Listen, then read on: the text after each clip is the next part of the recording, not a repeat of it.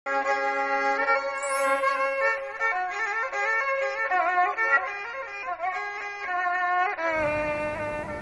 ซุ้มค่ะสวัสดีค่ะออกค่ะเมื่อในค่ะเนาะนะคะเดมาเฮ็ด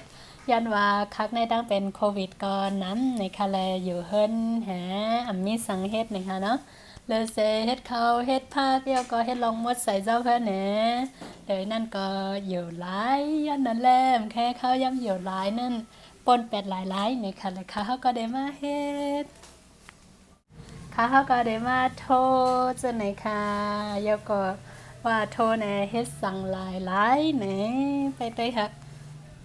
ค่ะช่วงนี้โมก็จะว่างๆนะคะเพราะว่าอยู่แต่บ้านนั่นเองค่ะเพราะโควิดระบาด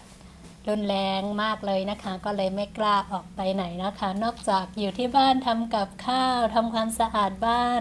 ทำนู่นทำนี่นอกนั้นก็ไม่ทราบจะทำอะไรใช่ไหมโมก็เลยหาอะไรทำเพื่อที่จะฆ่าเวลาไปเรื่อยนะคะโมก็จะมาถักโครเชต์นะคะการถักโครเชต์นะคะทำให้ใจเย็นแล้วก็ฆ่าเวลาได้อย่างดีเลยทำให้มีสมาธิด้วยช่วงนี้ก็ต้องการสมาธิอย่างแรงใช่ไหมคะวันนี้โมก็จะมาทำที่ใส่ดินสอนะคะทำจาก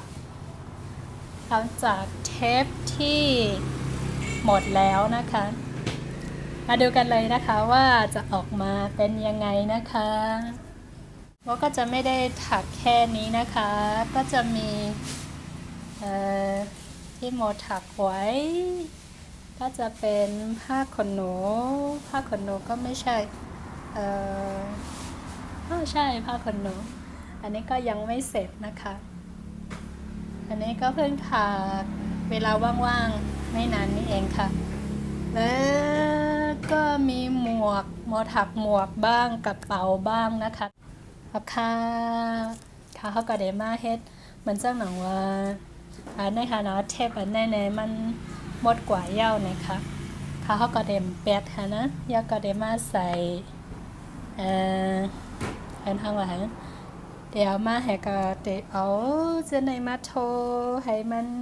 เป็นสีให้ก็ไปด้วยค่ะว่าเดี๋ยวออกมาจังหือคันเพราะฉะนั้นก็ค่ะเขาเตะเย้านะคะนะไปได้ค่ะว่าเตะเป็นอีสังหันเตะออกมาจังหือนะคะค่ะก็ได้ใจสีเหลืองแล้วก็สีกาแฟนะคะเนาะเราก็จะใช้เป็นสีเหลืองแล้วก็สีน้ำตาลนะคะงั้นตามไปดูกันเลยนะคะ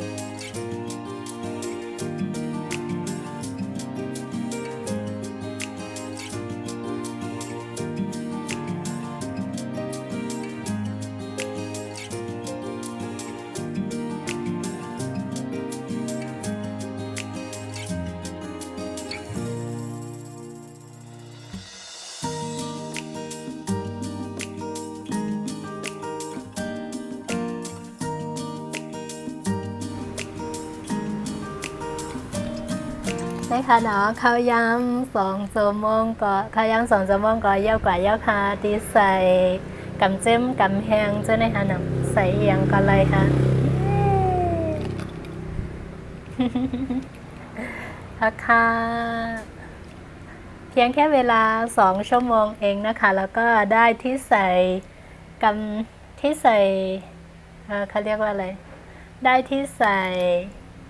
ดินสอปากกาไปแล้วนะคะ1 อันนะคะเห็นไหมคะเวลาว่างๆเราก็จะทำอะไรได้หลายๆอย่างเลยไม่ว่าจะเป็นปลูกต้นไม้หรืออะไรก็ได้ที่เราทำเป็นนะคะเพราะว่าถ้าหากว่า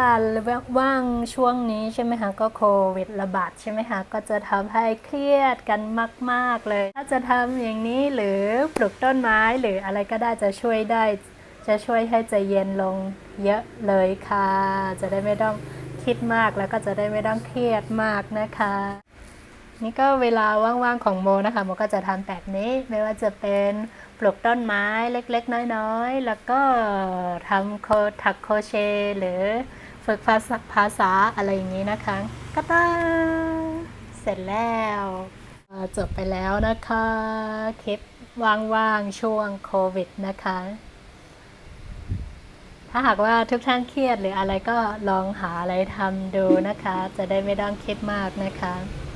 ราคาสังเกตว่ากูก็ว่นน้ำนั้นก็ได้นั่นได้เข่าและเฮ็ดหายใจดีว่าเจ้าในก็จำมาเฮ็ดได้เจ้าไหนคะแล้วว่าผูกมันจ้างหนังว่าผูกต้นไม้ว่าเจ้าในก็จอยไรค่ะ